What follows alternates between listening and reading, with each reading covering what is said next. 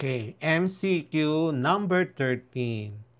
What type of chemical reaction is represented by 2 moles of mercury 2 oxide decomposes to produce 2 moles of mercury and 1 mole of oxygen? Letter A, acid metal reaction. B, decomposition reaction. Letter C, combustion reaction. Letter D, neutralization reaction. Roman numeral number 14. Which of the following is not a characteristic of combustion reactions? Letter A, they release energy in the form of heat and light. Letter B, they require oxygen. Letter C, they produce carbon dioxide and water. Letter D, they occur without oxygen. Number 15. Which of the following chemical equations represent an acid-carbonate reaction? Letter A, 2 moles of hydrogen chloride reacted with 1 mole of calcium carbonate, you produce 1 mole of calcium chloride, 1 mole of water, and 1 mole of carbon dioxide. Letter B, 1 mole of hydrogen chloride reacted with 1 mole of sodium hydroxide to produce 1 mole of sodium chloride and 1 mole of water. Letter C, 2 moles of sodium reacted with 1 mole of chlorine to produce 2 moles of sodium chloride. Letter D, 2 moles of potassium chloride to produce, decomposes to produce 2 moles of potassium chloride and 3 moles of oxygen. MCQ number 16. Which of the following metals reacts vigorously with hydrochloric acid to release hydrogen gas? A, gold. B, copper. C, zinc. D, silver. You need to go to the activity series.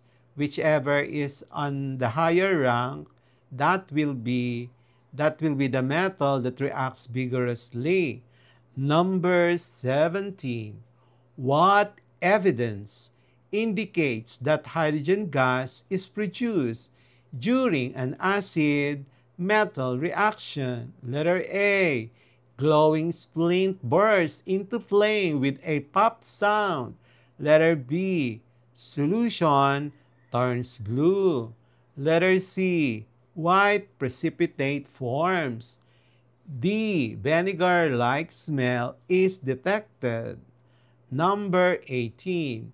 When sodium bicarbonate reacts with acetic acid, what observable change occurs? Letter A, flames appear. B, rapid bubbling or fizzing. Letter C, formation of black residue. Letter D, emission of light. Number 19.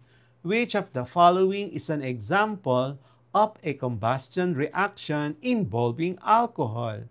Letter A, 1 mole of ethyl alcohol reacted with oxygen to produce 1 mole of carbon dioxide and 1 mole of water. Letter B, 1 mole of ethyl alcohol reacted with 1 mole of hydrogen chloride to produce 1 mole of ethyl chloride and 1 mole of water. Letter C, 1 mole of ethyl alcohol to produce 1 mole of C2H4 and 1 mole of water. Letter D, 1 mole of ethyl alcohol reacted with 1 mole of sodium to produce ethyl ethanoate or sodium ethanoate and 1 mole of hydrogen. MCQ number 20. Which of the following reactions produces both salt and carbon dioxide gas? A. Acid reacted with carbonate. B. Acid reacted with metal. C. Acid reacted with base. D. Combustion of hydrocarbons. The answer key for chemistry lesson Roman numeral number 4, exploring common types of chemical reactions, decomposition, acid reactions, and combustion. For numbers 1 to 5.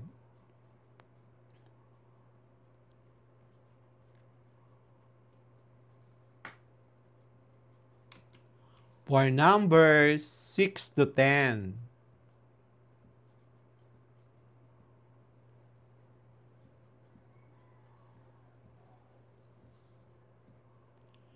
For numbers 11 to 15.